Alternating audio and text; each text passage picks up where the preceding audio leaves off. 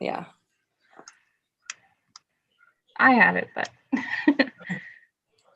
Yeah, I mean, I don't get any because I'm self-employed, but you know, but that doesn't really matter since I'm home anyways all the time. Yeah. Yeah, my husband was lucky he got to work from home during that time, but now they're back at work. Yeah, I'm not sure what they're doing with his.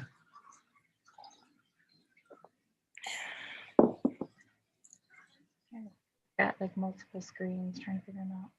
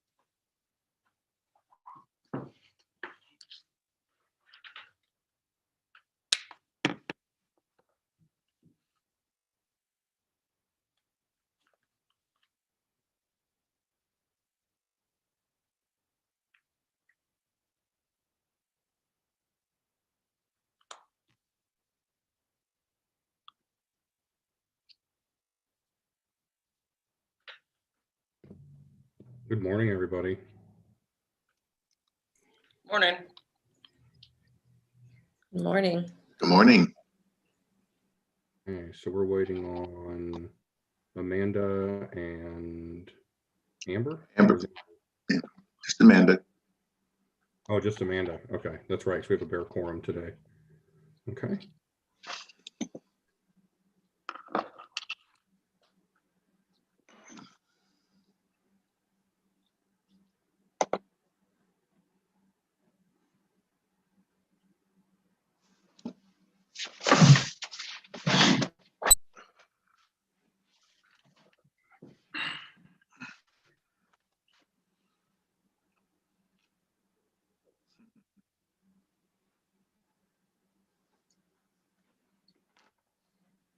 Looks like you moved out of your office, Sean. Yeah, I had to kill off the tree. Cool. It looks festive.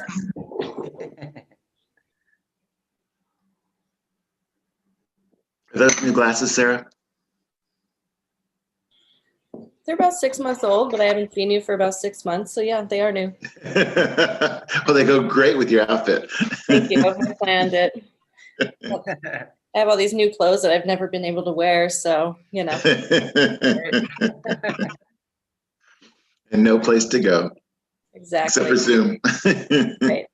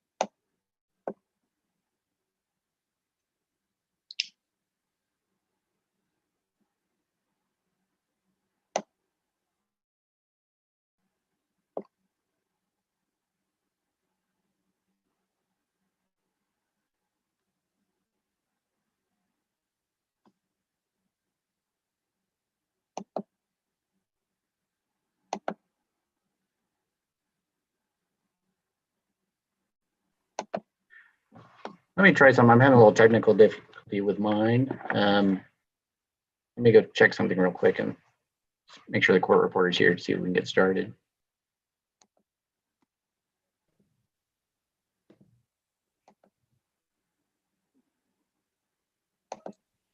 Does anyone know where I can get the meeting minutes from last time? I don't have a link on the PDF. Yeah, I didn't see it. The link wasn't working for me either. No. We don't have them. We'll have them for next month. Sorry, guys. Brad's is locked up, but we're afraid if we close out his, it'll cancel the meeting because he's the host. So we are working on it here.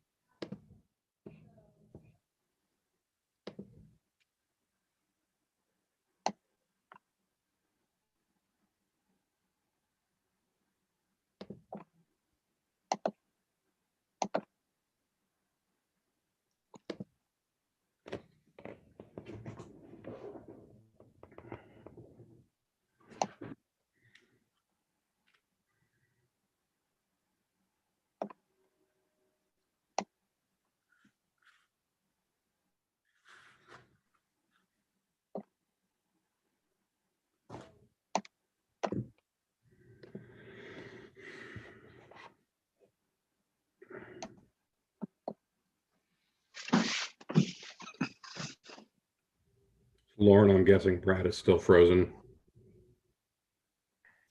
Yeah, he's restarting. We're working on it. Walter, you're the host now. How do I change that? When Brad comes back, it should automatically give him the host. There we go. Okay. How do I change Come that? back, Brad. Oh, that's good. Okay. Oh, that really got me. Welcome back, Brad. Hey, can you hear me okay? Yeah. Okay. Didn't kill it, so that's good. Let's see here. Your face isn't showing up. Guess I can take this one.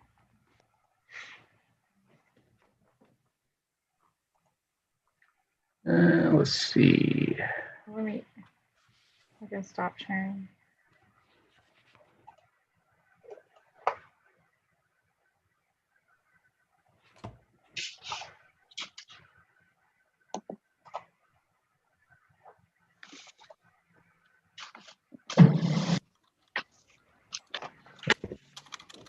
There we go. Okay. Okay.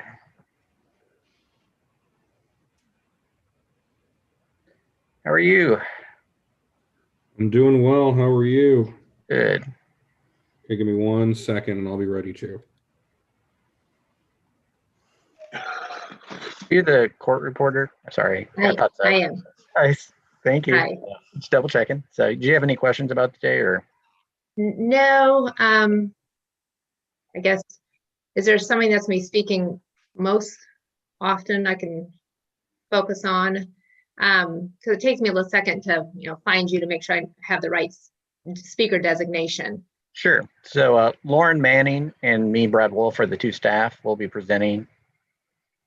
So we'll be introducing the cases, and then Mike Harden's our chair.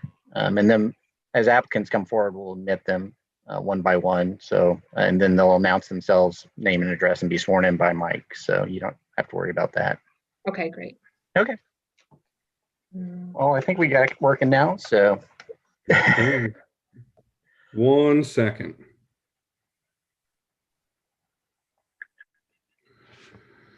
Okay.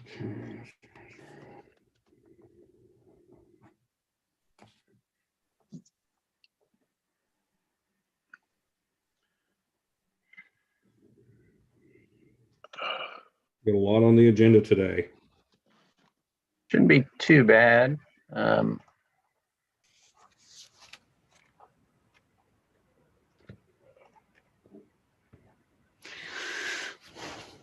Okay, I'm on my last one.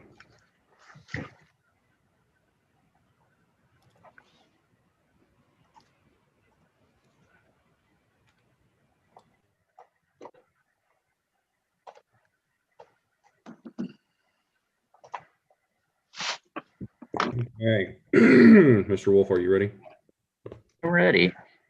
All right.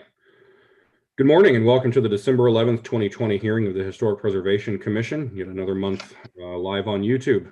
My name is Mike Harden. I am the chair. I am joined today by my fellow commissioners, Vice Chair Amanda Laughlin, Commissioner Dr. Walter Guth, Commissioner Sean Owens, and Commissioner Sarah Legg. Mr. Wolf, are you and Ms. Manning ready to take the oath of office? We are. Can you please both raise your right hands? Do you swear to tell the truth, the whole truth, and nothing but the truth? I do. Very good. Mr. Wolf, we will commence with a reading of the docket, noting that I believe, if I'm not mistaken, we are saving our minutes for next month. Yes. So yeah, we'll hold those minutes until next month. Still need to work on those a little bit. Very good. But for the regular docket, we had one administrative review at 301 Maple for some simple railing replacements. And then for our regular cases, we had case number CH-DR-2020-00122. The applicant actually has requested to withdraw the remainder of the case to replace the windows. They're just going to repair the remaining. So we just need a motion to dismiss the remainder of the case. All So right. moved. Very good. Motion has been made by Vice Chair Laughlin. Is there a second? Second. And seconded by Commissioner Owens first, I believe, but all three in a row. All right. Motion has been made and seconded to withdraw case number CH-DR-2020-00122 concerning 3111 Coleman Road. Is there any discussion on the motion? Okay, if there is no discussion on the motion, we will take a roll call vote as we always do when we are not in person. Commissioner Legg, how do you vote? Aye. Excellent. Commissioner Owens, how do you vote? Aye. Vice Chair Laughlin, how do you vote? Aye. And Dr. Guth, how do you vote?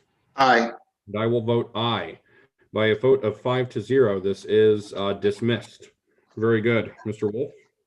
Case number CH-DR-2020-00127, 3303 Harrison Street. The applicant requested a continuance to the January meeting. They had to actually change their scope of work, so we'll need to re-advertise that. So we have a Okay. motion to that effect. I would be looking for a motion now to continue. So moved. All right, motion has been made by Commissioner Owens. Is there a second? Second. And seconded by Vice Chair Laughlin and Dr. Guth. Motion has been made by Commissioner Owens and seconded by Vice Chair Laughlin and Dr. Guth in the matter of case number CH-DR-2020-00127 concerning 3303 Harrison seat to continue to the January docket. Is there any discussion on this motion? All right. Hearing none, we will again roll call vote. Commissioner Legg, how do you vote? Aye. Commissioner Owens, how do you vote? Aye. Dr. Guth, how do you vote? Aye. And last but certainly not least, Vice Chair Laughlin, how do you vote? Aye. All right, and I will also vote aye. This is so continued. Mr. Wolf? Case number CH-DR-2020-00128, 40 West 53rd Terrace. The applicant is present and staff is ready to proceed. Case number CH-DR-2020-00129, basically the attic school in the 18th Fine Historic District. We actually will not have a quorum to hear that today. Actually, I was going to maybe follow up the commission. I was going to work with the applicants to see if we need a special meeting before our regular scheduled meeting to review that. If you're open to that, it wouldn't probably take too long, but I will follow up on that. By rules, Mr. Wolf, do we need to formally continue that, noting there is no quorum, or can we just note there's no quorum and have it so continued? I assume we don't need a motion since we don't have the quorum to actually hear it. Okay, cool. Case number CH-DR-2020-00131, 3641 Wyandotte Street. The applicant is present and staff is ready to proceed. Case number CH-DR-2020-00132, 3643 Wyandotte Street. The applicant is present and staff is ready to proceed. Case number CH-DR-2020-00134. The applicant and owner are present and staff is ready to proceed. And case number CH-DR-2020-00135, 918 West 33rd Street. The applicant has submitted a notice to proceed in their absence, but they may be able to attend and staff is ready to proceed. All right, very good, Mr. Wolf. In that case, I'd like to call the matter of case number CH-DR-00 or 2020-00-128 concerning 40 West 53rd Terrace. The project architect, Mike Schumacher, is being promoted to the panelist position. Excellent, and I am open. And Miss Manning will be presenting this one. So she can switch to share her screen now. Okay. Good morning, Mr. Schumacher. All right, are you guys seeing the? Yeah, give us one Slideshow. second. Give us 1 second, Lauren. Wasn't confident after last month. Good morning, Mr. Schumacher. Are you ready? Yes, I am. Very good. Sir, can you please state your name and address for the record? Michael Schumacher, and my address is 2423 Fayette Street, North Kansas City, Missouri. Very good. Mr. Schumacher, will you please raise your right hand for the oath? Sir, do you swear to tell the truth, the whole truth, and nothing but the truth? I do. Very good. You are so sworn in. Ms. Manning. All right. The staff report lists exhibits A through O. Are there any new exhibits for the record? There are no new exhibits. Very good. Amongst my fellow commissioners, is there any opposition to admitting exhibits A through O for the record? Hearing none, they are so admitted. Ms. Manning, we are ready for the staff report. For case number CHDR 2020-128, 40 West 53rd Terrace in Simpson-Yeomans Countryside Historic District. This is to remodel 2 additions and on a non-contributing structure in the neighborhood. The application requests a certificate of appropriateness to remove a side porch and construct a side and rear addition on the property at 40 West 53rd Terrace, non-contributing property to the historic district. Excuse me, Lauren. Yeah. Can you speak up a little bit? I'm having a problem hearing you. Sure. Or it's cutting out one of the two, but thank you. Sorry. Here is the 1949 construction photo. Scoot up. The applicant proposes to remodel the rear addition of the home to expand the second story. The addition will complement the house with windows, roofing materials, and new trim to match. I'm sorry. I cannot hear you. I'm sorry. Lauren, I can't either. I don't know. Do you have a headset, Lauren? No. It's funny, I can hear myself on Brad.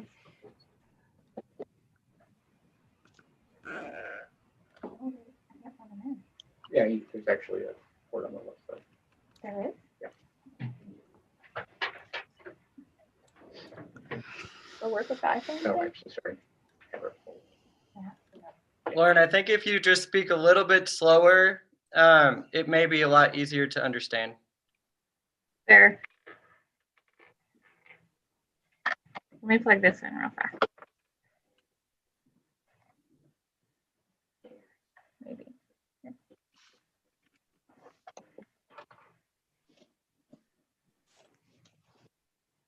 How about that? Better? Try that. Yeah. Hopefully. Okay. Here we go. All right. So, do you need me to repeat anything? Please. But somebody just said something. I didn't hear that. Please do. Yeah. Okay. I can start over. Ms. Manning, yeah, if I was about to say, if you can go ahead and just start from the top, Yeah. that would be preferable. Just back up. Thank you. Okay.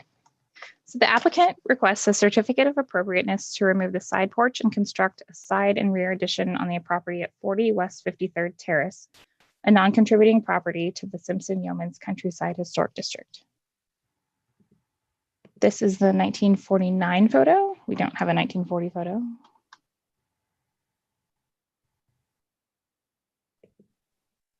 Okay. The applicant proposes to remove the rear addition of the home to expand a second story. The addition will complement the house with windows, roofing materials, and new trim to match. The windows will match existing windows with simulated divided lights. The addition will not be visible from the right-of-way. The applicant also proposes to remove the second story side porch and railing and add a second story addition to the existing screened-in porch. It will be clad in panels of trim that will match that of the existing porch below. New windows will be made to match existing windows. The addition will be visible from the right-of-way. There's the first one, and there's the rear.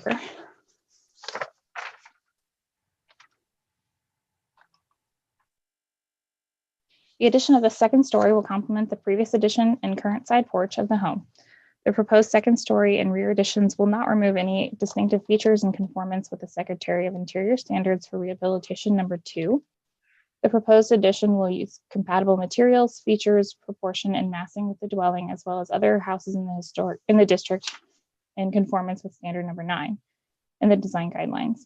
Furthermore, the addition can be removed in the future without destroying any distinctive features in conformance with Standard Number 10. Therefore, the proposal to remove the side porch and construct a side and rear addition is in conformance with the Secretary of Interior Standards for Rehabilitation Number 2, 9, and 10. These are in front and east of elevation plans, as well as the north and west elevation. And that concludes my staff report. Very good. Thank you, Ms. Manning. So fellow commissioners, if you have any questions, please use the panelist participant menu to raise your hands. For city staff, remember we need to ask city staff questions that city staff can speak to and not ones that the applicant can speak to. We'll hear from the applicant after. Vice Chair Lachlan. Just a quick question, Lauren. What is the period of significance for this district? Do you know, like, does it stop? That's a good question. I tried to find the nomination, but I couldn't find the local district. Brad, do you happen to know? Not right off the top of my head, but I can just give me a minute. I will look it up. Because I'm assuming this is non-contributing because it's later than the period of significance. I think it was mostly the age. I was trying to remember it. I think the original district was basically it generally used the 50-year cutoff. I was trying to remember the date. So this would have been, the district was 81. So if they used the 50-year cutoff that date, it would have been less than 50 years old when it was designated. So I think it was mostly just the age of it in particular. But I think when we were looking at it, even though it's technically non-contributing, we just don't have a method to change that formally yet. Generally, we were kind of reviewing it similar to the contributing property directly to the east. We reviewed a couple months ago with a similar side porch, kind of a second story addition. So it's a good. I don't want to say early infill of the district, because it does match a lot of the architecture that was there. So, okay, that's all I needed. Sure. Very good. Commissioner Owens. I just want to clarify the scope of the project. So the existing side porch, is that truly to be demolished? And then they're going to build a 2-story addition on that side, and the first floor will just match the porch that's currently there. The porch, the current condition of the porch. I'm sorry, Mr. Schumacher, if you don't mind, we have to hold how we roll through the testimony. So we'll have to have either Ms. Manning or Mr. Wolf answer this one. Then you'll get to testify. Then we'll question. Okay. Yeah, sorry, it's a very formal process, and I get it. doing it on YouTube makes it much harder to keep formal. My apologies. No worries. Sorry, Ms. so yes, to answer your question, Commissioner Owens, the first floor existing will be matching just to add the second story. And then on the rear addition, it'll just be extending that second story. Just the part that's clad and the siding on the rear, is that correct? The brick portion's currently there, but they're adding.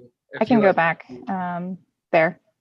Can you still see my screen? Yep, okay, got it. I just wanted to confirm what I thought was true, so thank you. Yeah. Excellent. Are there any other questions for Ms. Manning? Okay, hearing none. Mr. Schumacher, we would love to hear your testimony about your project, sir. Good morning. Hello. Yeah, the current condition of the screen porch, it's starting to deteriorate. So part of it is just updating that, and they like the layout, the setup, and I guess the builder of this house was the contractor in the area, so it was built really well. So all the foundation and things like that are in great shape, but it's matched. The new screen porch will match the existing details, and then the new master above that will match those also. Very good. All right. Thank you, Mr. Schumacher. Questions for Mr. Schumacher from my fellow commissioners? Okay. Hearing none. Is there any member of the audience? I see 7 people in the attendees section. If any of you would like to testify, now is the time to raise your hand using the participant menu. Going once, going twice, and sold. All right, noting that there is no member of the audience who would like to testify and there were no questions for the applicant, we will now close the floor to further testimony, allow for discussion amongst the commission, or perhaps a motion for this project. Please raise your hand if you would like to be that person to make the motion, or if you have any discussions or items. All right, Commissioner Owens, sir. I'm happy to make the motion unless anybody does have a comment. I don't think. You. Okay, well, in case number CHDR 2020-00128, this is 40 West 53rd Terrace within the Simpson-Yeomans Countryside Historic District. I move that the commission approve a certificate of appropriateness to remove the existing side porch and construct a side and rear addition, as this is in conformance with the Secretary of Interior standards for rehabilitations numbers 2, 9, and 10. All right, motion has been made. Is there a second? Second. And seconded by Dr. Guth. Very good. Is there any discussion on the motion concerning case number CH-DR-2020-00128? All right, hearing none, we will do a roll call vote in the order I see you. Commissioner Owens, how do you vote, sir? Aye. Dr. Guth, how do you vote, sir? Aye. Commissioner Legg, how do you vote, ma'am? Aye. Vice Chair Laughlin, how do you vote, ma'am? Aye. Very good. I will also vote aye. This is 5-0. It passes. Mr. Schumacher, thank you so much for appearing here before us today, and very good luck with your project. Yeah, thank you very much. Excellent. Am I talking to Mr. Wolf or Miss Manning next? Who has? Actually, Ms. Manning will have the next 2 cases, 131 and 132. Okay, very good. All right, Ms. Manning, in that case, in this instance, I would like to call the matter of case number CH-DR-2020-00131 concerning 3641 Wyandotte Street. Dr. Guth, do you have a question? Okay, very good. Ms. Manning, are we promoting the? Yes, Yvonne Gosov, excuse me if I got your name wrong, is actually been promoted to the panelist. All right. Levon Pogosov has joined us. Can we have your microphone and camera on?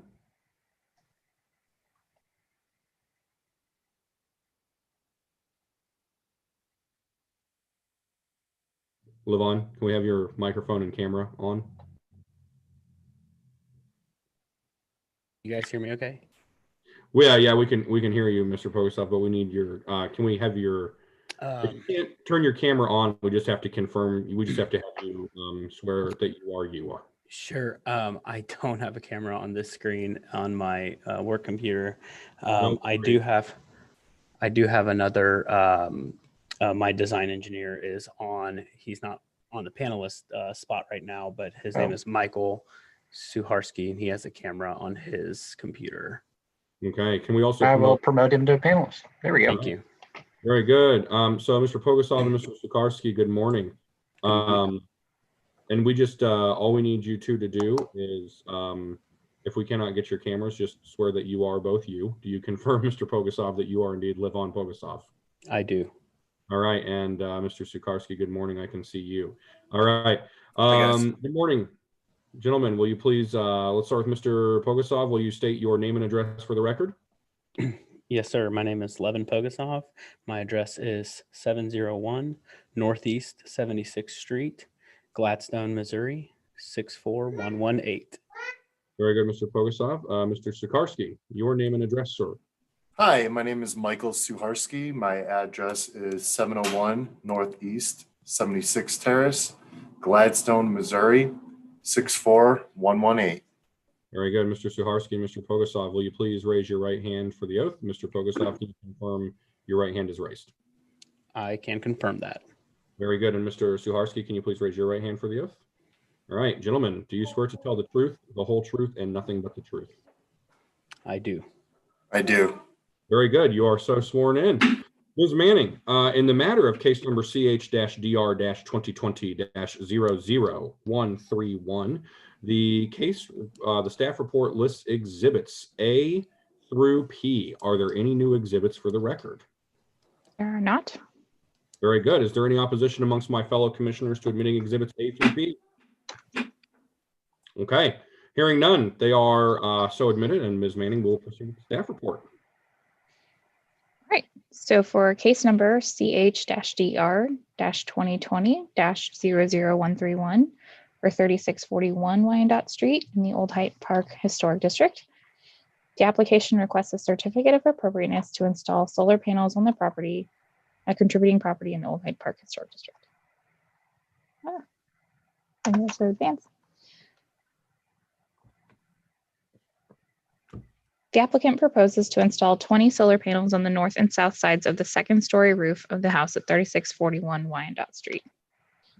The scope of work will be minimally visible from Wyandotte Street and West 37th Street due to the roof pitch.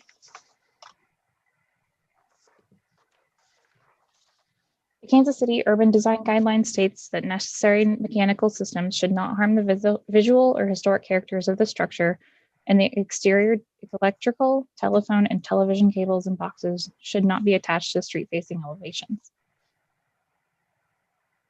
The National Trust for Historic Preservation's guidelines for installing solar panels recommends locating solar panels on the side of a historic resource, place solar panels in areas that minimize their visibility from a public thoroughfare, avoid installations that would result in the permanent loss of significant character or defining features of historic resources, and require low profiles.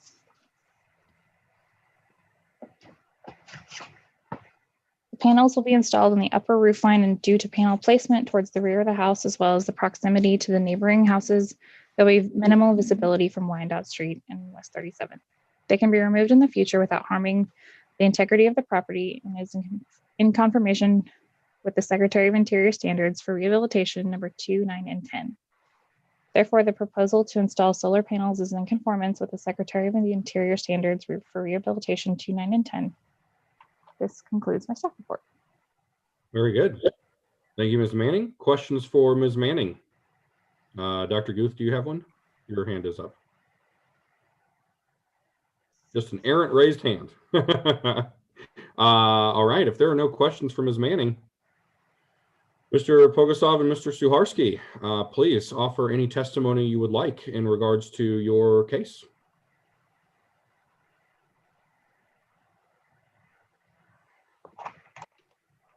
Michael, you want to comment on the low profile of the roof tech mounting system and how it's what 4 3/4 inches off the roof surface? Yeah, that's right, Levin. So I'm the designer. I put the design together for this project, and we have an all black panel. So it's triple black, we call it. It's a black frame, black cells, and a black back sheet to it. So it's nice and solid and black. And the racking we use, which is the hardware used to secure it to the roof itself, is low profile. So from the top of the roof surface to the top of the solar panel is 4 3/4 inches. And with the low profile, the low pitch of the roof being 9 degrees or 212 slope up there. And it's, maybe technically a 3rd story at that point on that house. It is very low visibility from the street. So we try to follow the historic district preservation rules as much as we can to make it minimal view from the street up front. Excellent. Thank you, Mr. Suharski. Mr. Pogosoff, anything to add? No, that's pretty much it. That's what was on my mind. I just thought Michael, as the designer, would be the appropriate person to speak on that behalf. Excellent. Thank you both. Questions for the applicant? Okay. Hearing none. If there is any member of the audience in the attendees section of the participants menu who would like to testify, now is the time to do so. I see Mr. Ryan Mott. Can we, Mr. Wolf, promote him to panelist?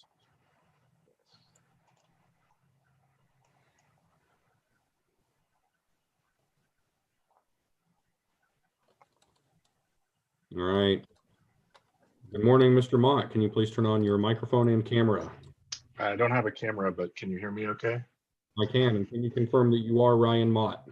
Yes, I am Ryan Mott. I'm at 3618 Wyandotte, so across the street and down. Very good. Mr. Mott, before we get any questions or testimony from you, will you please raise your right hand and confirm that it is so raised? My right hand is raised. Very good. Mr. Mott, sir, do you swear to tell the truth, the whole truth, and nothing but the truth? I do. Very good. Sir, what brings you before us today? As a neighbor on this block, I just wanted to voice my support for solar panels. Sounds like they're low profile. That's great. But even if they were a foot high and bright white, I'd still be for them. So thank you very much. Excellent, Mr. Mott. I appreciate your you taking the time to be here. I also appreciate your passion for your neighborhood and for the environment. Thank you very much for your testimony. Fellow commissioners, do you have any questions for Mr. Mott? Okay. Mr. Mott, thank you so much, sir. We appreciate your historic stewardship, and we appreciate you being a good, active resident of KCMO. Thank you. Thank you. All right. Any other member of the audience who would like to testify? Please follow Mr. Mott's example and raise your hand at this time. Going once. Okay. Very good. There's hearing no other member of the audience who'd like to testify, and thanking Mr. Mott very much for taking the time on behalf of his neighborhood and his community to appear before us today. We will close the floor to further testimony and allow for discussion or perhaps a motion. Miss Laughlin. Yeah, this is just a comment that dormer there on the side of the house. I mean, it's kind of atrocious, and I would say it's not good for that house, but I think it benefits having the solar panels on top of it because you really are not going to be able to see it. So I appreciate the effort that was taken to put the solar panels where they are, and I think it's a good project. So I always like to be able to approve solar panels in historic districts. So this is good. Excellent. Thank you, Vice Chair Laughlin. Could not agree more. Dr. Guth. You're muted, Dr. Guth. I also appreciate the sensitivity of the design and color very much. I think this is a great installation. Excellent. I also echo that. And then perhaps if one of you is brave enough to make the motion.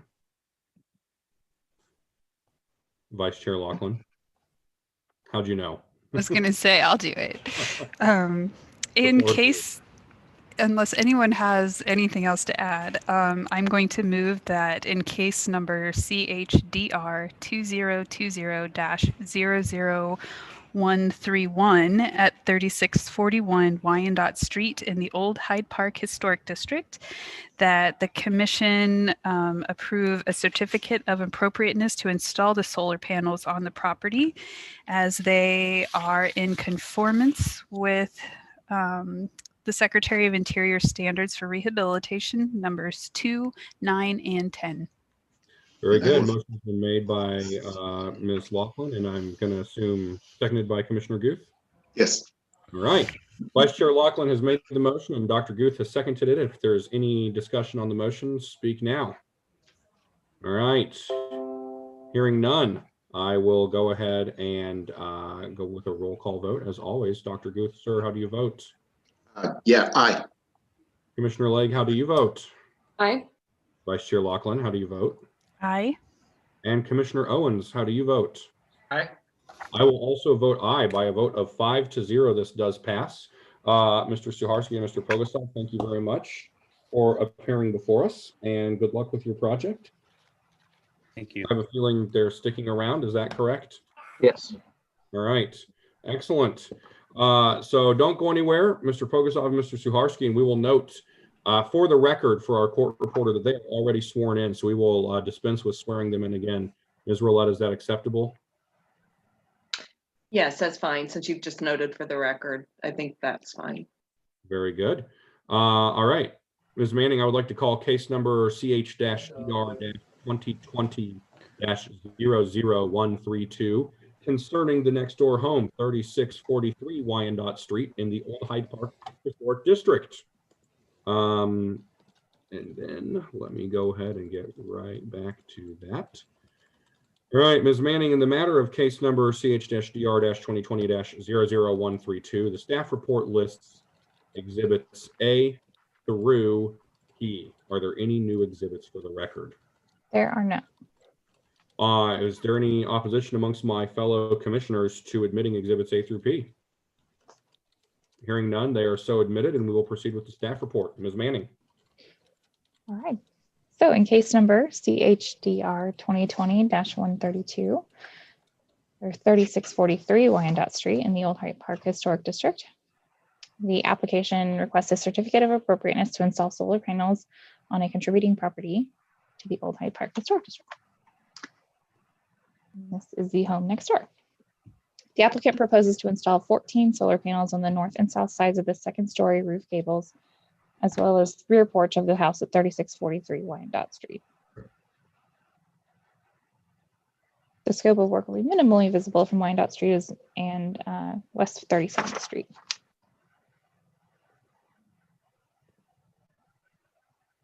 The Kansas City Urban Design Guidelines state that necessary mechanical systems should not harm the visual or historic character of the exterior electrical, telephone, and television cables and boxes should not be attached to street-facing elevations.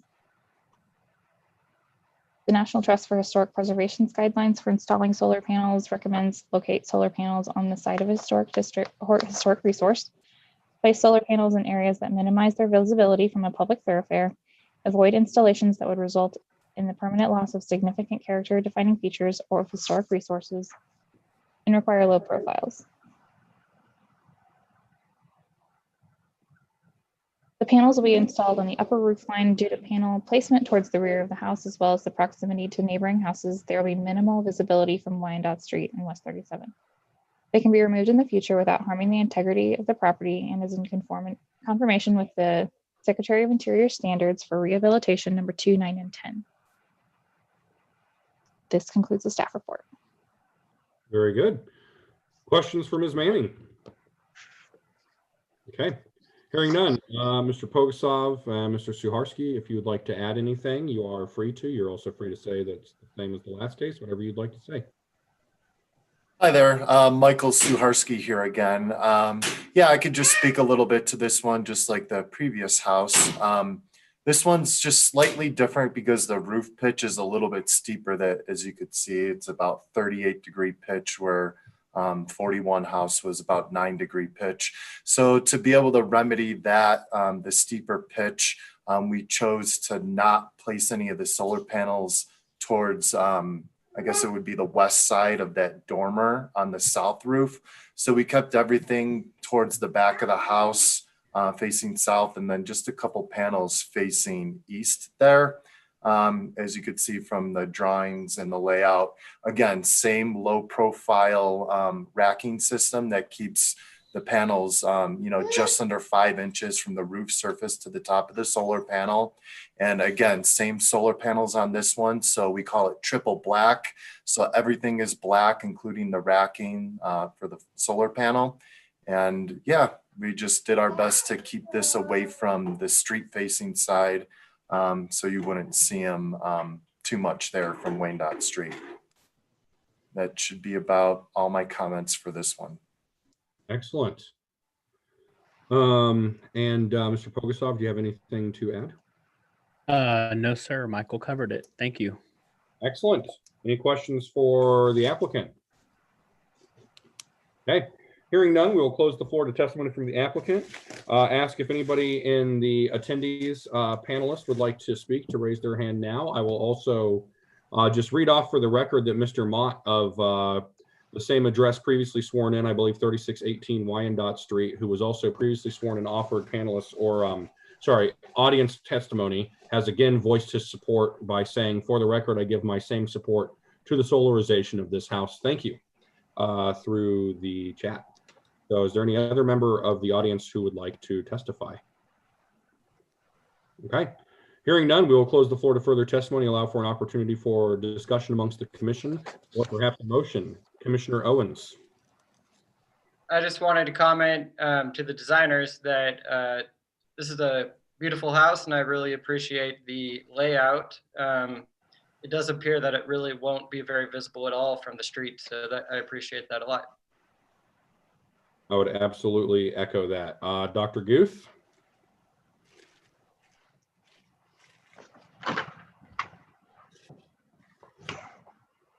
You're muted, Dr. Guth. I also echo that by Commissioner Owens, and I will make a motion. Excellent. No other comments. In case number CHDR 2020-00132, 3643 Wyandotte Street in the Old Hyde Park Historic District, I recommend that the commission issue a certificate of appropriateness to install solar panels, as these are in conformance with the Secretary of the Interior standards for rehabilitation 2, 9, and 10. Very good. Motion has been made by Dr. Guth. Is there a second? Second. And seconded by Commissioner Owens. Motion has been made by Dr. Guth and seconded by Commissioner Owens. Is there any discussion on the motion? Okay, hearing none, we will go in order of how you appear on my screen. Commissioner Owens, how do you vote? Aye. Vice Chair Laughlin, how do you vote? Aye. Commissioner Legge, how do you vote? Aye. And Dr. Guth, how do you vote? Aye. I will also vote aye by a vote of 5-0. This does indeed pass again. Now, Mr. Pogosov and Suharski, thank you so much for appearing before us today, and very good luck with your projects. Thank you. Thank you, guys. Thank you. All right. Very good. Let me just write down that. Okay. Am I talking? Can we take a short break? Yeah, sure. Sure. We absolutely can. Let's go ahead and take a 7-minute brief recess and we'll resume at 10 a.m.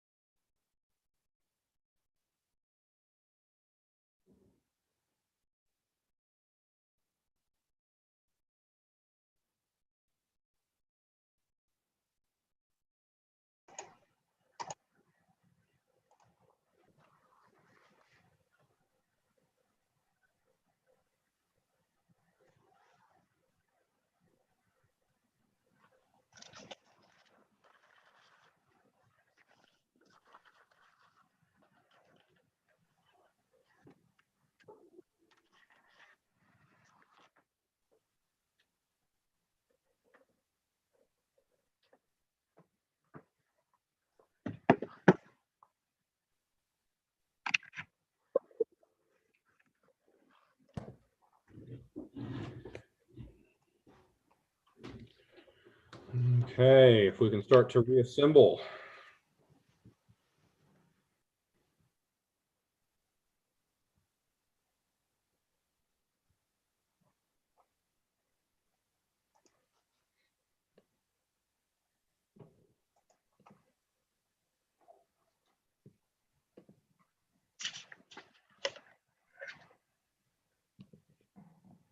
What happened to Commissioner Owens? Oh, there he is. Okay. Commissioner Owens is coming back. I'm just waiting on Dr. Guth and Commissioner Owens. Okay. We've got Sean back. We've got Amanda here. We will note that Commissioner Legg is here, but we'll have her camera off for a bit. And Dr. Guth is back. Very good. I'll now call this hearing back to order. Mr. Wolf, I'd like to call for CH-DR-2020-00134 concerning 4701 Rockhill Road in the Rockhill Historic District. Yeah, the owner and project architect are present and in the panelist position. Probably need to unmute themselves. All right. Ms. Miller, if you can at least unmute yourself, and if you have a camera, please turn it on. I'm going to try this. Kielsus, is that right? Or Kielsus?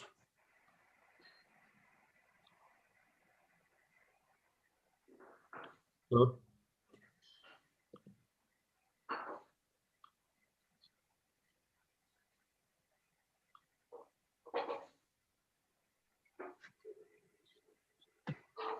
So Miss Miller was unmuted for a minute. I see Ms. Miller. Yeah, there she is. Good morning, Ms. Miller. I don't see myself. Am I here? You are here. You are here, and we can hear you, and we can see you. Can you please state your address for the record? My name is Patricia Clary Miller, and I live at 708 Emmanuel Cleaver, the Second Boulevard, Kansas City, Missouri, 64110. Very good. Ms. Miller, will you please raise your right hand for the oath? Can you see it? Ma'am. Yes, ma'am. Yes. Do you swear to tell the truth, the whole truth, and nothing but the truth? I do. Very good. Eric Kelsus, are you here, sir? He's not here yet. He's coming to my house because I thought that he had to be on my device. So well, that's okay. We can just swear him in when he gets here. All right. He should be here any minute. Very good. Well, we'll pause and swear him in when he gets here. And we've got Ms. Miller sworn in. So, Mr. Wolf, in the matter of case number CH-DR-2020-00134, the staff report lists exhibits A through R. Are there any new exhibits for the record? There's one new exhibit, which I emailed you, a window product sheet. And that will be exhibit S, correct? Yes. Very good. Amongst my fellow commissioners, is there any objection to admitting exhibits A through S for the record? Okay, hearing none, they are so admitted. Mr. Wolf, we would love to proceed with the staff report, sir. Property address is 4701 Rockhill Road. It's a contributing property in the Rockhill Historic District. Just to give you an overview, it's basically at the corner of Rockhill Road and Emmanuel Cleaver Boulevard. This is the main facade, which faces north. This is the east facade. This is the west facade facing Rockhill Road. This is also the west facade. And this is the south facade.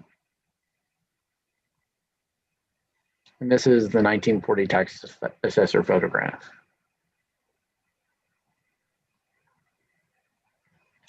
So the applicant is proposing to paint the exterior of the body a red color and a white color for the trim with black color for the accent. And also to install wood shutters that match the design of those pictured in the historic photographs. So you can see the picture on the left there of actually the house with the red paint color.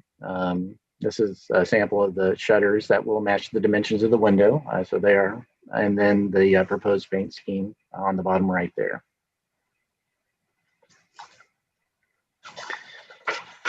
The applicant also is proposing to remove the rear south porch that was modified. Actually, that was in case number, we actually had that, one of the previous cases which was approved. Or maybe not. Oh yeah. basically to remove that, it was modified to allow an ADA access ramp. Remove that and construct a new porch in its place. You can see here, this is the location.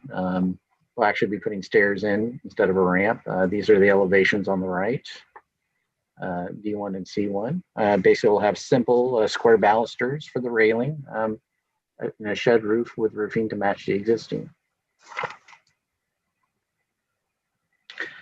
The applicant also proposes to replace the 6/6, 6/1, 8/8, 8/1, and 10/10, and actually there are also 10/1 windows. And actually these will be actually instead of aluminum clad vinyl windows with simulated divided lights to match the windows that are being replaced. And the scope of work will be visible from Rockhill, Emmanuel Cleaver, and actually it's Holmes Street. Charlotte's actually one block over. It should be Holmes. Proposed paint is appropriate to the style of the house in the district and conforms to standards 2 and 5.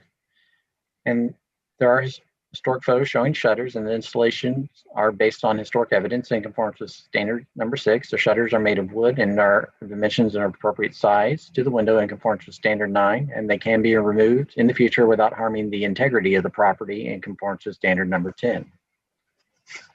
The existing south porch is not a significant feature, and its removal is conforms to standard number 2. The proposed porch is appropriate to the style of the house and will not obscure any significant features and conforms to standards 2 and 9, and can be removed without harming the integrity of the property and conforms to standard number 10.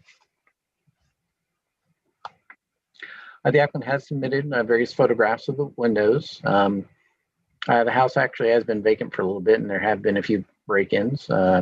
There is some cracking of the sashes and some damage to various windows. So there, in addition to peeling paint, broken ropes. So there is some indication of deterioration beyond repair and conforms to standards 2 and 6. The new windows will have a double hung configuration and mutton pattern to match the existing, and simulated divided lights to match the existing and conforms to standard number 9. And that concludes the staff report. Very good. Thank you, Mr. Wolf. Are there questions for Mr. Wolf? Commissioner, Vice Chair Laughlin. I couldn't move my cursor over. Brad, I just want to clarify that, is it all of the windows in the house that will be replaced? No. The only ones they're not replacing is actually are the basement windows, basically down at the bottom. But all they are proposing to replace all of the double hung windows. Everywhere on all the facades? On all the facades, yes. Really, there's only, let me go back to that.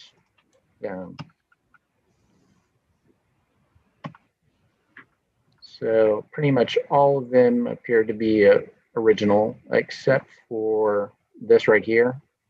This was actually an open porch that was infilled, so these 2 windows actually are not original. I'm not sure when those were installed, but they will be replaced with actually, I think, 6/1s to make them a little bit more appropriate to the rest of the house. But otherwise, yeah, all the other ones. And it's kind of an unusual house with so many different configurations of windows. It's yeah. Very good. Okay. Commissioner Lake? Did the applicant provide further evidence of deterioration? I mean, for each window or just the photos shown? Just the photos shown. So they might be able to talk a little bit more to that. But yeah, basically all the ones you have before you are the ones that were submitted. Okay. Fellow commissioners, are there other questions for Mr. Wolf? Okay, hearing none. We'll pause and I'm going to try this. Mr. Celsius, is that right? I am here. Very good. Sir, will you please state your name and address for the record? My name is Eric Chelsis. I live at 25001 East Outer Belt Road in Greenwood, Missouri. Very good, Mr. Chelsis. Would you please raise your right hand for the oath? Sir, do you swear to tell the truth, the whole truth, and nothing but the truth? Absolutely. Very good. You are so sworn in, Mr. Celsius. Celsius, is that right? Celsius? Celsius. Very good. Mr. Celsius and Ms. Miller, your testimonies. Okay, I'll go first. My name's Patricia Miller. I lived in this house as a child. My parents bought it when they returned, my father returned from the Pacific Theater after the war. And it was, that mother was from New England and she wanted a red house, so she painted it red. And we lived there and were very, very happy. I was raised there. And then my father sold it, I don't know, in the early 1970s. And it looked nice for a while, and then it's been deteriorating for decades. And I have wanted to buy it and restore it to make my parents' memories happy. And it has been abandoned and derelict and almost destroyed. And so I'm very happy that I've been able to find Eric Chelsea, who said that he just loved restoring old houses. He thinks that some of it was built in 1880, then some of it was built in 1890. He can tell when the additions were added through the decades, and he's very excited to be fixing it up. And we are heartbroken about these windows, but they have been allowed to decay and deteriorate, and it's really, really sad. But he's going to make it look like it looked with the, 10/10 and 6/. All the windows are different, and he's going to fix them so that they look really, really nice and are very energy efficient. Eric Chelsea's expertise is in energy efficiency. And so one thing about the house is it's very noisy on this corner. You can't even talk to each other in the house when the siren goes by about every 5 seconds. And he's going to fix it up so that it's insulated and safe and energy efficient, and you'll be able to live there and have a happy house. It's the original house for this area. Predates the development of the neighborhood. So I'm sorry, real quick. I'm sorry, it predates what? It predates the Rockhill neighborhood. Since it was started in about the 1880s, it's not a Nelson house. It's a combination of two farmhouses or an addition, a farmhouse that was added to through the years before William Rockhill Nelson started building the neighborhood. So, and it's a real treasure. Eric is finding beautiful wood, he thinks, that came from the West Coast. And it's a little jewel. And we're going to make it live and make it happy and have a family there. Very good. Mr. Chelsea, Yes. would you like to add anything? Yeah. Basically, electricity and plumbing was added about 1910, 1905. And at that time, that's when the windows that I want to change out were put in. So the windows that we're looking at now aren't even the original windows. And the windows that are there now are not weather stripped at all. And that's my biggest issue is I just can't handle unweather stripped windows and to get any decent energy conservation. Very good. Questions for Ms. Miller and Mr. Chelsea? Commissioner Owens. A couple comments. First of all, I really appreciate this project and your connection to it, Ms. Miller. Also, when I saw the paint palette the first time, I was afraid you were going to be painting the house black. I'm very happy we're not seeing a black or a gray house here. The red color is very nice. And I appreciate the photo. Is that your mother in the photo, the historic photo? That's my mother. And the tragic thing is my mother died long after that. So it's only recently that I've even been able to look at that photograph. Oh. That was the last photo she took. And the black accent, that's going to be the black front door. Okay. Oh, and Eric just figured out that he could save the front door. Very good. Well, I appreciate that. And that's a really nice story. So I appreciate all those things. I have a question. Are shutters going to be attached to only particular windows, or is it every window on the house? Really, the visible windows. The windows that you see from the street are the windows that I'm planning on putting shutters on. Okay. We can't put windows on the back because of the configuration of the pipes and different things. The roof gets in the way. Yeah, you can't. Yeah, I was noticing that in this picture up on the screen right now. Okay. I want to put them on I don't think Mommy had them on the east side, but I want them on the east side because my house across the street has shutters, and I love shutters, and it's a big expense. So I found somebody who will make them in Kansas City. He'll custom make them because everyone is different. Very nice. Final comment. I do wish, and I know budget's always a concern, but I do wish that the replacement windows would perhaps be something other than vinyl. I just know that vinyl windows tend to not last very long. And if this is a lifelong project and kind of a dream of yours to give this house a long future life, and if your budget would allow, I would just encourage you to use a different product other than vinyl. Not something I'm going to make you do, but something I would urge you to do. I have used Hurd windows. I've used Anderson. It's just, they're double, triple the amount of money. Right. And this is a very budget conscious rehab. Understood. And I'm agreeing with you, but help. Got it. Thank you. There, Commissioner Legg.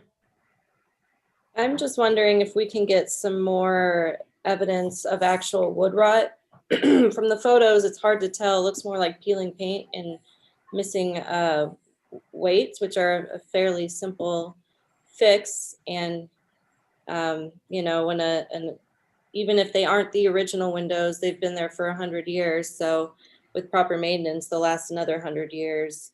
And also just curious about if you've looked into restoring those windows and adding a storm window to help. I have done that before. I had a house at 3333 Carnes, and I took the 100-year-old windows and I routed them out 5/8 of an inch, and I put in weather stripping on the sides.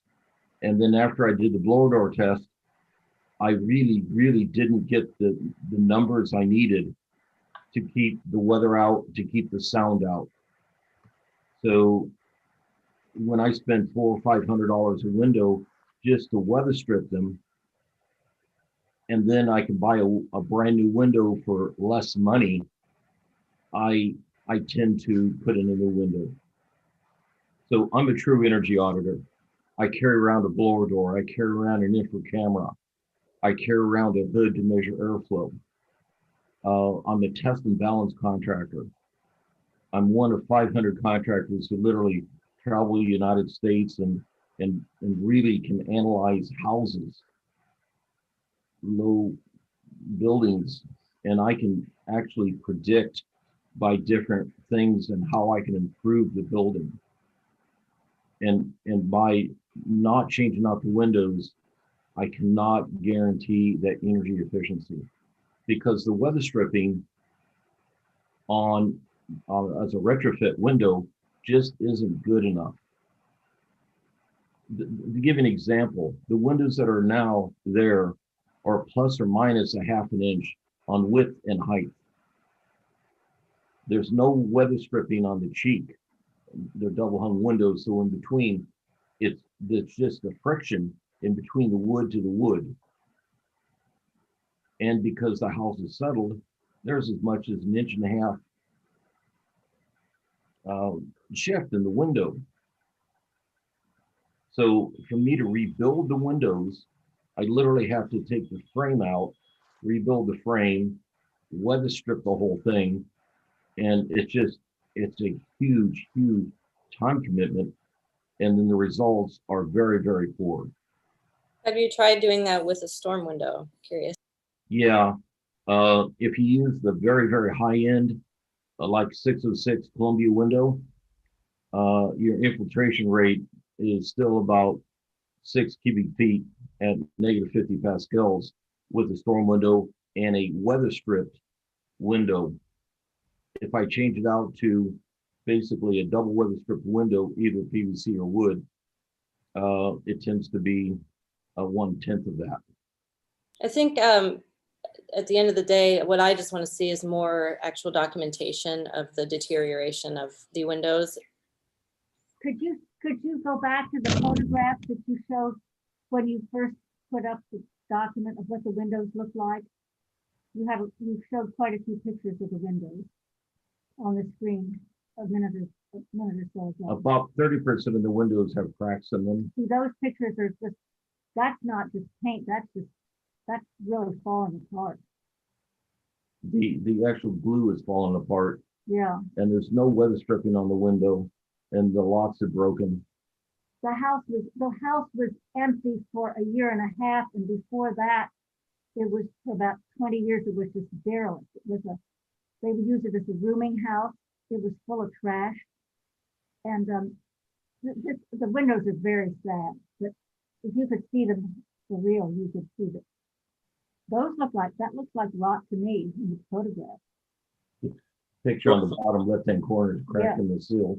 Yeah, yeah. So Ms. Miller, Mr. Chelsis, I think what we can do is have you work with staff afterward to document each window individually, because we have a very strong directive on the preservation of windows, and from both the Secretary of the Interior and the Missouri State Preservation Office and our own city code. So we'll talk about that. We're not here to doubt you that there is rot. I can look at this and just did a whole home reno and can tell you that I see extensive wood rot. But I think what we're looking at is not just these at most 6 windows, but all of them is what we want to see. So we'll just we'll talk about that when we get to there. But in order to keep this moving, so I think we all are on the same page here. Vice Chair Laughlin, do you have anything to add or any more questions? Just to add to this, I echo all the discussion we've had about the windows, but I'd also like to just throw out maybe if there's a compromise, looking at restoring the windows on the public facades there on Rockhill and then Cleaver. Yeah. And then maybe looking at, just I would like to see a little bit more compromise where that's concerned, just because those windows are so distinctive. And I just don't think we're going to get the same look from the vinyl windows. So that's all. One thing I could do is literally caulk the windows to Cleaver Boulevard. That'd be on the north side. I could literally caulk them shut very, very tactfully, and then put a storm on them. And then that would still give me an R factor of 2 per window. And the infiltration rate would be the equivalent of a replacement window. But then you wouldn't be able to open the windows.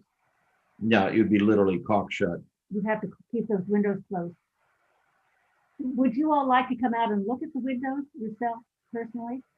No, we trust you guys. What we would want to do is we need to and I can't in good conscience right now, with everything going on, ask Mr. Wolf to go on site anywhere.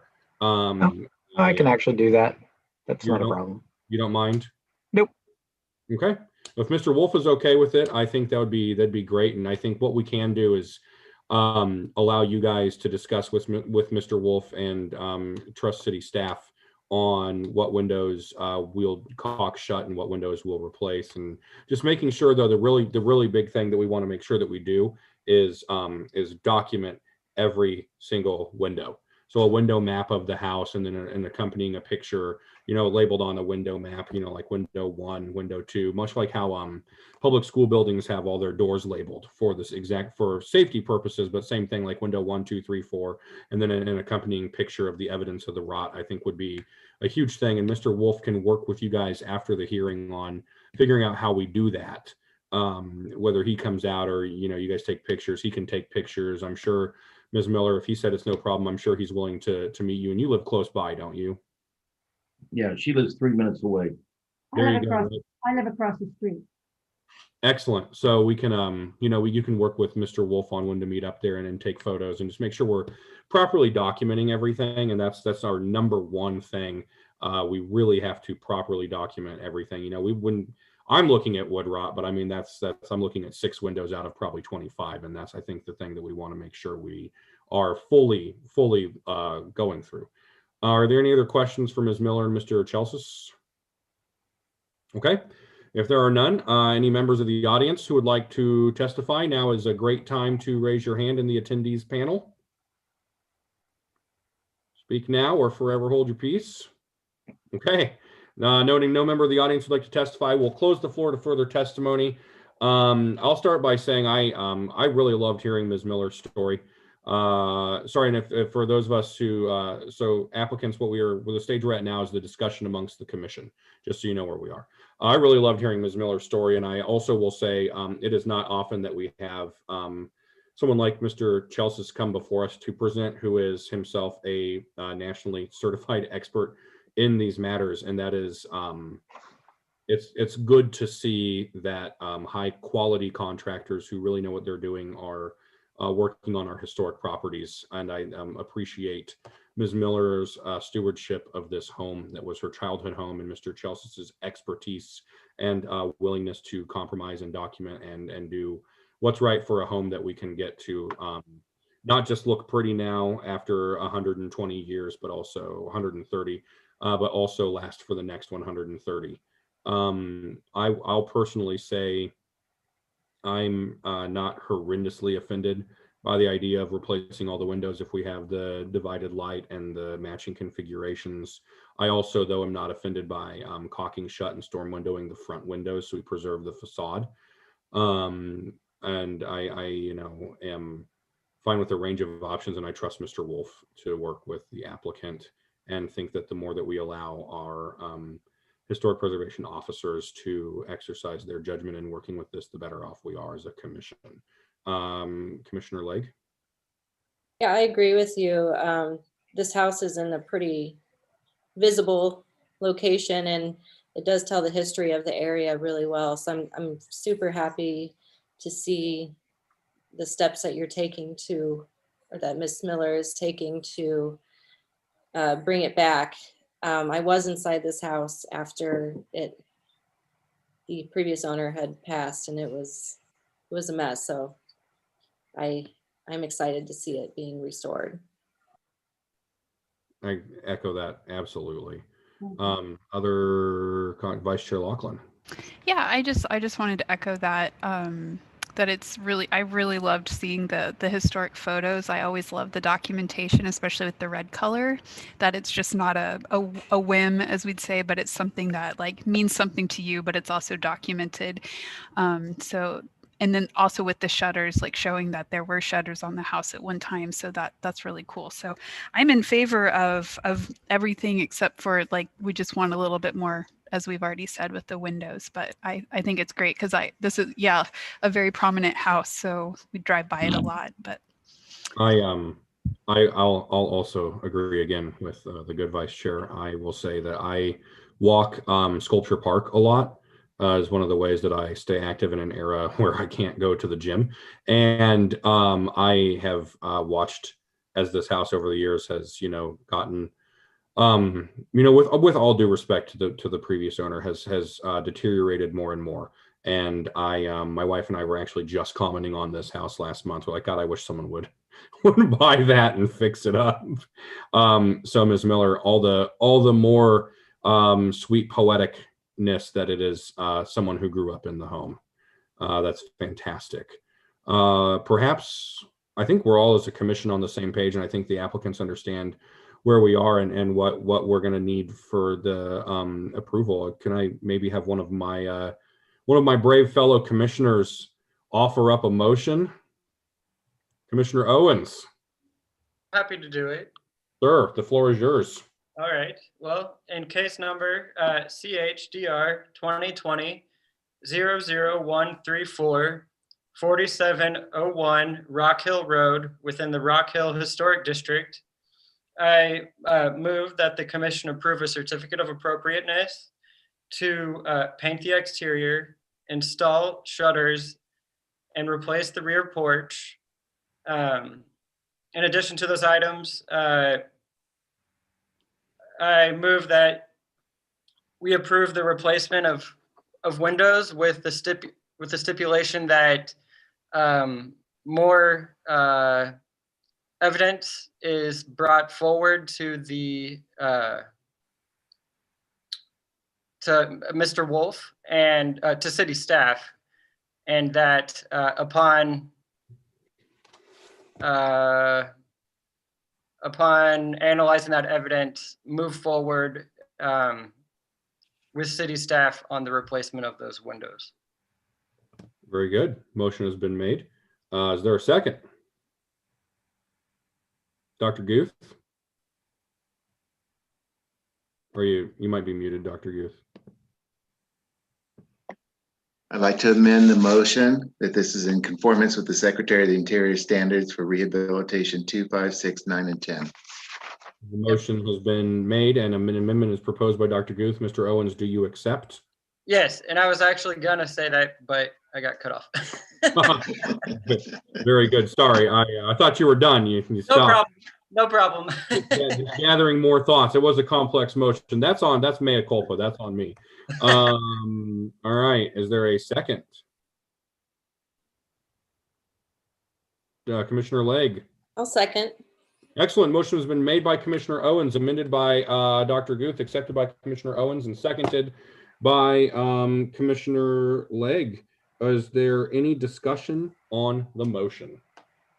Ms. Miller and Mr. Chelsea, as make sure you are on the same page as us. The motion is going to include the fact that you must work with city staff to document each window individually to make sure that it is indeed appropriate to remove 109-year-old, 110, 15-year-old windows.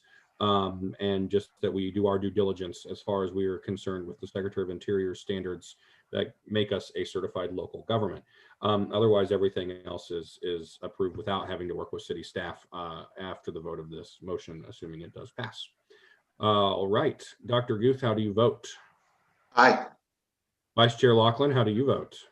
Aye. Commissioner Legg, how do you vote? Aye. And Commissioner Owens, how do you vote? Aye. And I will also vote aye by a vote of 5-0. This does pass. Ms. Miller, thank you so much for your story. Thank you so much for your residency in Kansas City. And thank you so much for your stewardship of this gorgeous property that clearly means so much to you. And Mr. Chelsea, thank you so much for your time, for your expertise, and for your willingness to be here. I appreciate you both. Good luck with your project. Thank you. I wish you could see it before because it has no walls inside. It has rubble, nothing but rubble inside. Oh, that's and so... I see its beauty, and Eric sees its beauty and its history. Well, I'll tell you what, Ms. Miller, we do in times of non-pandemic, we do at least yearly, if not twice yearly, retreats and continuing education. And perhaps when this is all fixed up, you can have us out to look at it and tour it. I'm documenting it. Eric is documenting it, and I want to write a story. I want to write the story about it. Excellent. Excellent. Well, we look forward to it, and we'll look forward to hearing from you both. Have a wonderful day. And it's what I do is I provide the energy documentation, and I can provide literally what the energy bills can be before and after, and the blower door numbers, the camera numbers, and literally the top floor was so cold that they used it for storage. They only lived in the first level on the most part. Oh my gosh. Wow. Well, I'm so excited to see what you two do with this project. And I think we're all so thrilled to see a house that, you know, according to your testimony, was originally from the 1890s. That's amazing. And then built on. And it really is a symbol of how that part of the city grew, right? Yeah. As time went on. So we appreciate it, and we'll look forward to seeing you two around. I think this is one of the houses that Kansas City Power and Light or Kansas City Trolley Company actually wired for free. They literally paid for the paint, they paid for the plaster, they paid for all the wiring, they paid for the entry just to get houses electrified. Wow. That is, if we could track documentation of that, that'd be great to have on record. It's pretty available. They don't like to talk about it because, you know, 100 and whatever years ago, 110 years ago, for about 6 years, they paid for wiring of houses just to get houses on the grid. Right on. Excellent. Well, thank you both so much, and we Okay. will we'll talk to you around. Take care. Thank you all. I'll see you soon, Mr. Wolf. Thank you. Excellent. Mr. Wolf, are we hearing from you again, sir? Yes. Okay. Well, if that's in that case, I'd like to call the matter of case number CH-DR-2020-00135 concerning 918 West 33rd Street, sir. Is the applicant in attendance now, or? No. Actually, proceed. nope, we do have a notice to proceed though. Very good. I will call that case.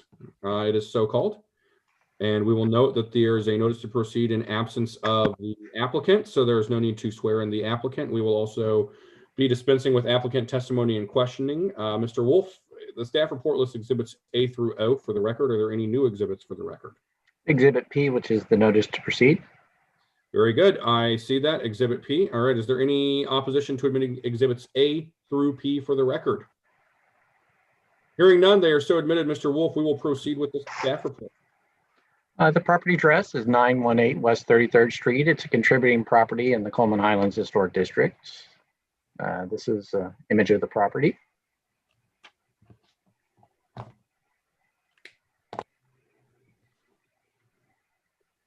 The applicant proposes to replace all the double hung windows of Tour 1/1 with Anderson 100 series single hung vinyl windows. The fixed windows are proposed to be replaced with Anderson vinyl fixed windows of the same configuration. So this is from the bid, noting which windows are proposed to be replaced.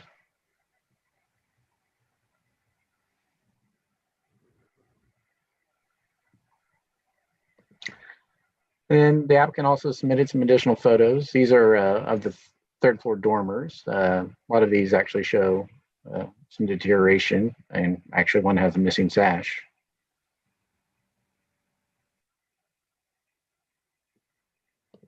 Some of the other windows.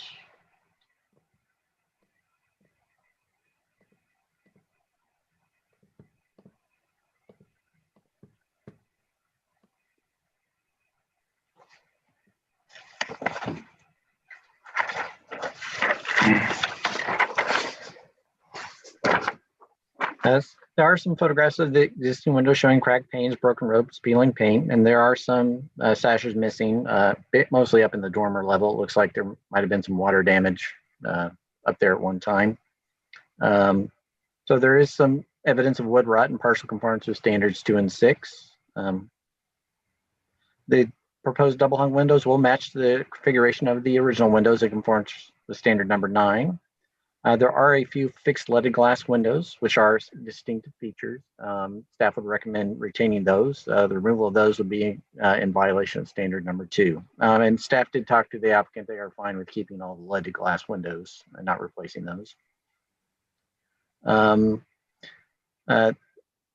Therefore, staff would recommend basically retaining the leaded glass windows, and then also look at basically repairing possibly the window on the front porch and the 2 windows on the second story, retaining those, bring the project into full conformance. The dormer windows, I think, all have pretty extensive rot and deterioration.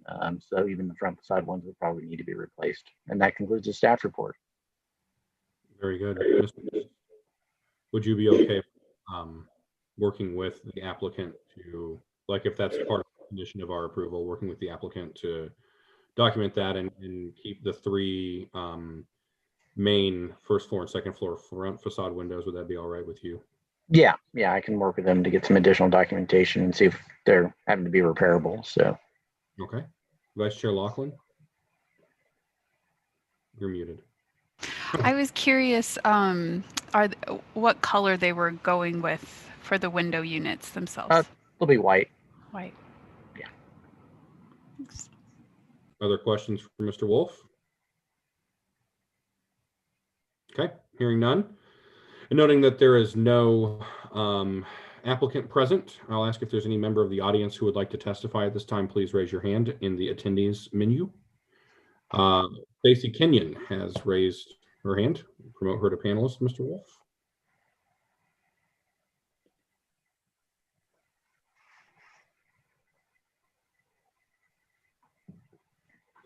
All right. Ms. Kenyon, can you please turn on your camera and your microphone?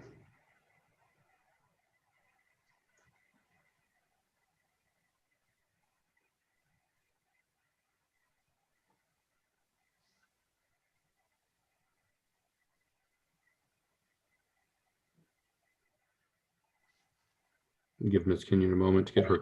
Actually, I think I got that. And I think I have video. We can't see you yet. You said you don't think you have video? No, I think I have video, but I'm clicking on the button and it's not activating. I'm not sure why.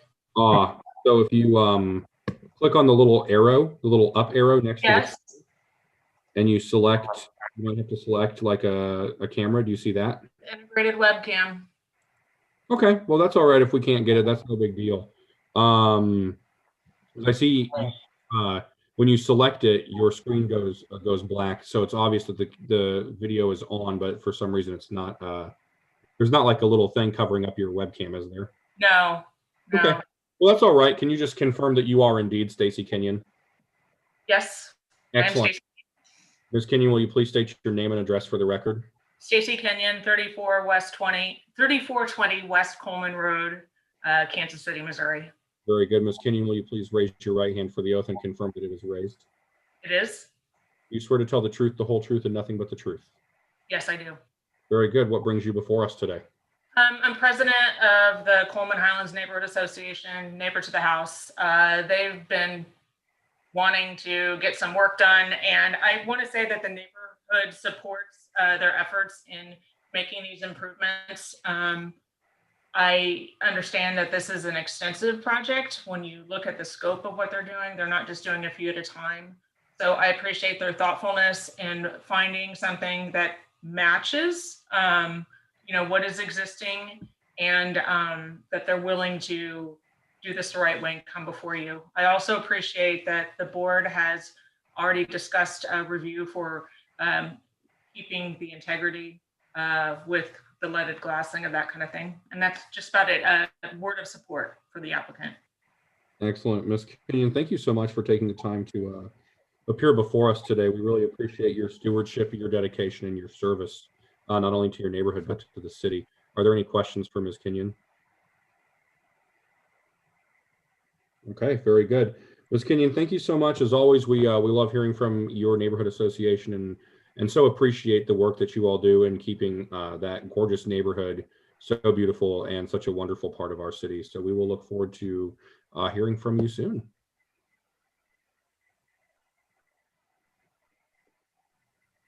Okay.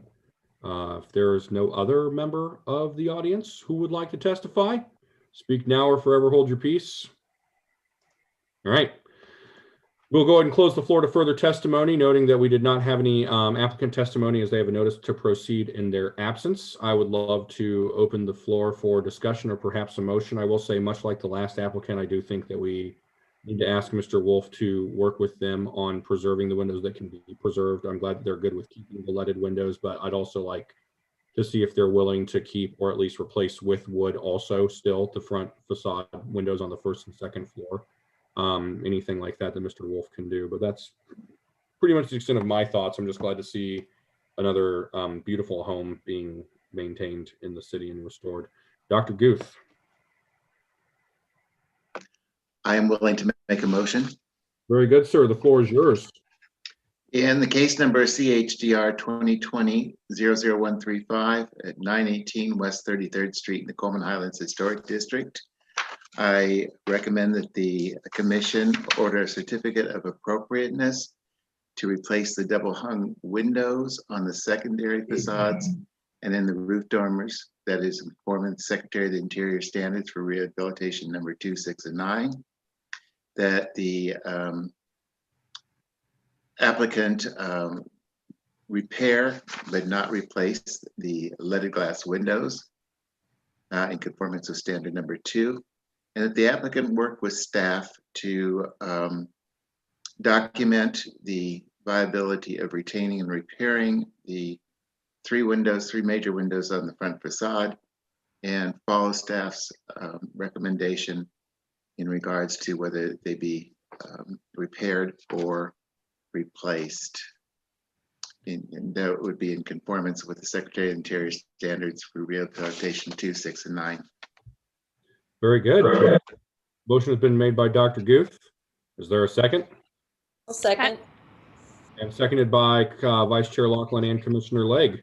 All right. Is there any discussion on the motion? Is made by Dr. Guth and seconded by Vice Chair Laughlin and Commissioner Legge. Okay, hearing none. Vice Chair Laughlin, how do you vote? Aye. Commissioner Legge, how do you vote? Aye. Commissioner Owens, how do you vote? Aye. Dr. Guth, how do you vote? Aye.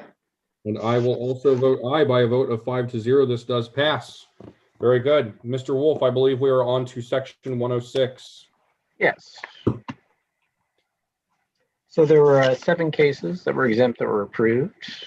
And then we have a few new cases. The first one, actually, I might just go through these next 3 and kind of present them in order, and we can do one motion at the end. The first one is case number 2020-HUD-0030, which is basically at 53rd in Cleveland. It's the Mount Cleveland redevelopment and has exhibits A through G for the record. Case number 2020-HUD-0108, Rochester Apartments at 4001 Blue Parkway, and that has also exhibits A through G for the record. And case number 2020-HUD-0133, the Wendell Phillips Community Center at 2461 Prospect, and that has exhibits A through F for the record.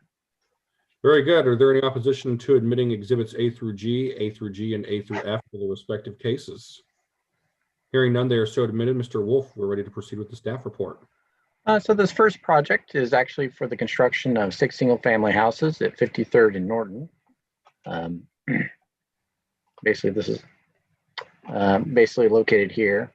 Basically, having an abandoned part of Myrtle. I'm sorry, really quickly. Can we just Yeah. also note Ms. Legge has said she is still present, but has Okay. to have her off momentarily. So just for the Okay. record, noting that Ms. Legge's still here. Yes, sir. Sorry. That's fine. So they're proposing to construct 6 houses. Most of these lots are vacant, but there is one house left located here on Norton. It's a 1924 bungalow and an associated outbuilding. Not sure on the date of that. Staff basically surveyed the area around it. The upper left is basically 53rd Street west of Myrtle. And then basically the upper right is 53rd Street east of Norton, kind of looking to the east where you have a couple bungalows. The bottom photo, basically that was the site of the former Chick School that was demolished a few years ago. And ultimately, I think there's plans to expand new housing throughout the area. So staff surveyed a number of properties around. Most were 1924 or 25 bungalows, pretty simple design that staff didn't think were eligible. And there was one new infill built in 2019. The only real house of interest, which was basically this one at 4007. This is across from the project site. It is the house of Elmer Bucktail, which is a postal carrier, and I'm not sure. I'm kind of curious of how much money he made carrying letters, but seems like a pretty nice house. But it does have some basically replacement windows, configuration, siding, and staff didn't necessarily think it was individually eligible. It didn't have an architect or anything listed for it. So in general, staff thought that the proposed construction of the 6 new houses would have no effect on historic properties for this particular case. And that and that's the one that's still left, that house of the postal carrier? Yeah, I said it's just across the street from the project, so it won't be affected by it. It's gorgeous. Yeah, no, it's a very interesting house, an interesting design. Other than the owner's name, there was nothing on the permit, and I didn't really find much else. But the fact that he was a postal carrier when he built it, which is kind of interesting. So, wow. It was 1910, so it wasn't even during the Pendergast era or anything. So I'm not sure. Right. Yeah. Well, Brother Pendergast was the head of the Kansas City Democratic Club in 1910. True. He was a Kansas City. They called them aldermen at that point. Were they aldermen still during that time? Yeah, they might have been actually during that time. You what now? They might have been during that time. And actually, the only thing note, I think postal carriers might have been recommended for appointment at this time.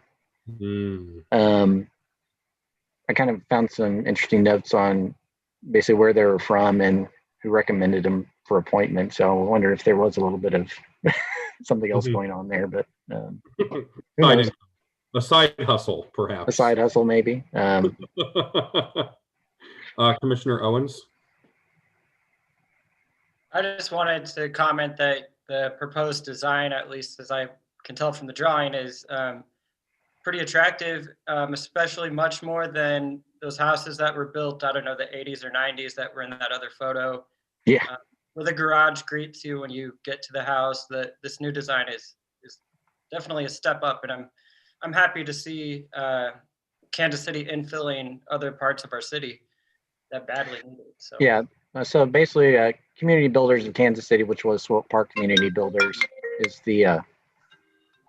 basically the project leader. And you kind of see this is Myrtle Avenue on the west side of the site.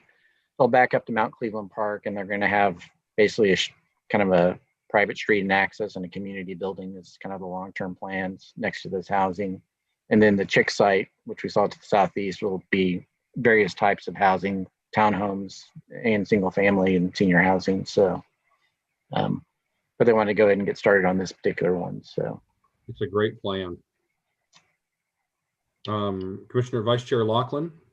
Yeah, just a question about that little bungalow. It'll be removed and replaced with these, or is this just to the north of the project site? No, this one will be removed and replaced with these. So this is the one thing that will be demolished as part of the project. Okay. It's cute. It is cute. That's all. It isn't, I have to admit it is a dangerous building in relatively poor shape too, unfortunately. But there were actually, I said, this kind of small bungalow there was a few of them around here. So definitely kind of your working class housing. So. Right. Commissioner Owens, do you still have any other comments? No, sorry. And then the next project is actually just to the north of this. It's also a Community Builders. It's actually a new apartment, basically in the Blue Parkway Shops.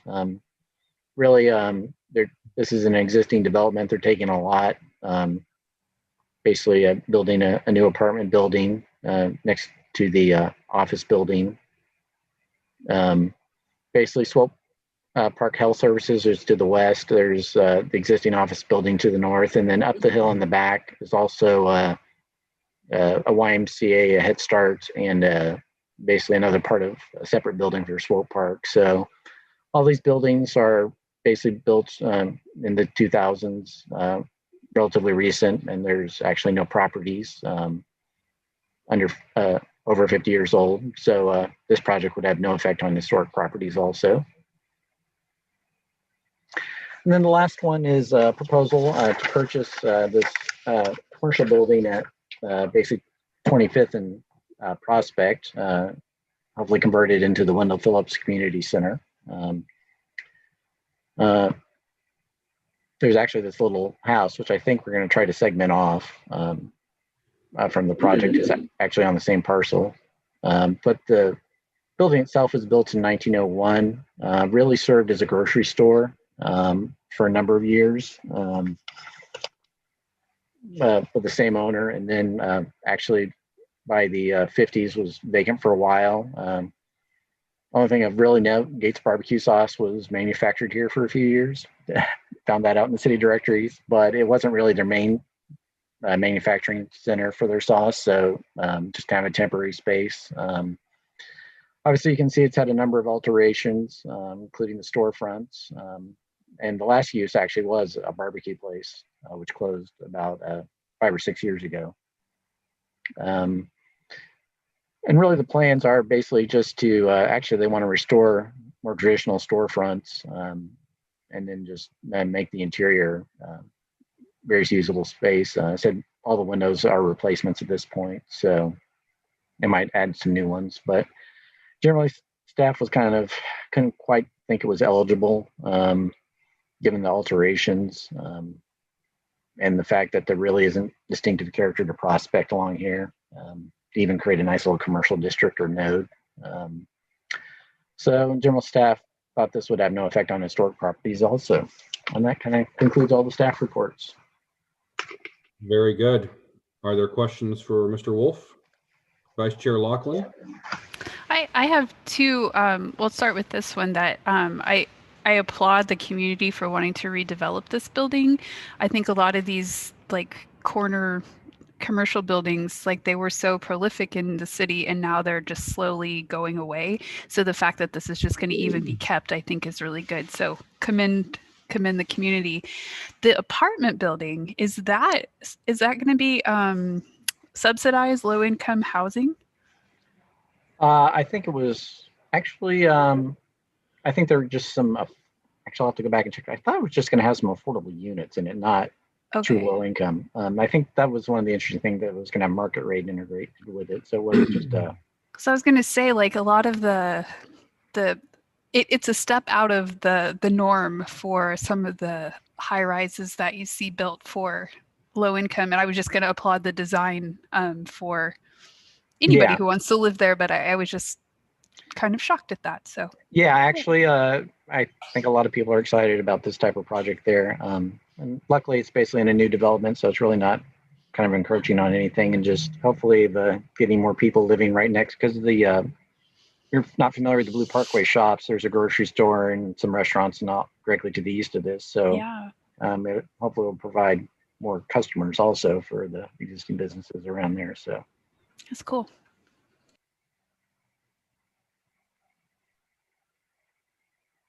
Excellent.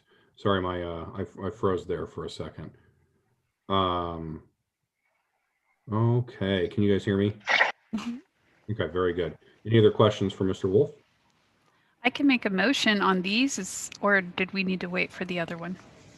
No, I think actually, the last one we're going to hold till next meeting. So, all right, Vice Chair Lachlan. Then if there's no other discussion, I will make a motion that the commission accepts staff recommendation that the proposed projects in case numbers 2020-HUD-0030, 0108, and 0133 will have no effect on historic properties. Very good. Motion has been made. Is there a second? Second. Motion has been made by Vice Chair Lachlan, seconded by Dr. Guth. Is there any discussion on the motion concerning these three properties? Or these three applications? All right, hearing none. Vice Chair Lachlan, how do you vote? Aye. Commissioner Legge, how do you vote? Aye. Commissioner Owens, how do you vote? Aye. Dr. Guth, how do you vote? Aye. I will vote aye. Mr. Wolf, these do indeed pass. Is there any new business? I did email the 2021 schedule, so I'll probably send out calendar invites if everybody's okay with that for next year. I think we're still planning to do Zoom in the foreseeable future. When we come back, we'll just see if we're going to do a hybrid format, whether we'll have some type of Zoom input.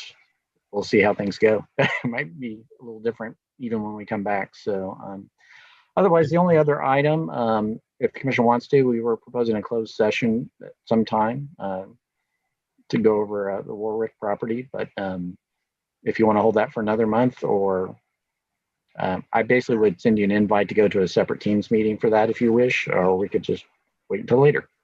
I didn't know. That's really only if the commission wants that. I did send out that memo before the last meeting, so it's just whether or not you wanted to discuss that. So yes, if the memo's sufficient, then we don't need to have it, but it's up to you. If Ms. Roulette, if you're okay with it, and if my fellow commissioners are okay with it, because I really need to run now. I wonder if we could do this before the January meeting or maybe after. Sure. Aren't we going to schedule something anyhow to listen to the Rosen? Yeah, I was going to follow up with the applicants and see if a special meeting. So if we do that, that might be a good opportunity just to have a closed session after that when we only have one case and we won't be rushed. On that one, I talked to Kristen this morning. She said that they'd probably be okay with the 22nd, doing the attic school on the 22nd, that they'd be more prepared for that meeting. Okay, that's fine. I hadn't heard back from them yet what their schedule was. So yeah. And forgive my ignorance. The reason we don't have a quorum on that is because Vice Chair Lachlan is conflicted, right? Sorry. Well, and no, Commissioner Courtney's not here, so Okay.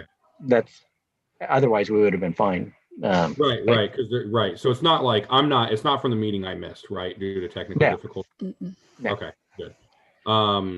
But yeah, I will ask our department chair to ding the mayor's office again to see if we can get some appointments hopefully soon. So that would be wonderful. Yeah. Please. Yes, I know. I know we're not a priority. Yeah, I was about to say Mayor Lucas, I think probably has his hands pretty full right now. Yeah. Yeah. And you did get a resume from my lawyer friend. Yeah. Okay. So, but yeah, we'll, yeah, hopefully we'll get something soon. So. Right on. Very good. Well, if nothing else, I'd love to entertain a motion to adjourn as much as I So love moved. seeing all the motion has been That's made fast. by Vice Chair Lachlan, who Second. clearly wants to stick around and hang out with us, and seconded by Dr. Guth. All right. Vice Chair Lachlan, how do you vote? Aye. Commissioner Owens? Aye. Dr. Guth? Aye. Commissioner Legg? Aye. Very good. And I will vote aye as well. So we are adjourned until January. Happy holidays to all of you, whatever you celebrate, even if nothing at all. And thank you to Charity. Thank you for being here. Yes. Yeah. Happy holidays, everybody. Yeah. Stay safe. 2021. Yes. Exactly. Here's to a better 2021, no doubt.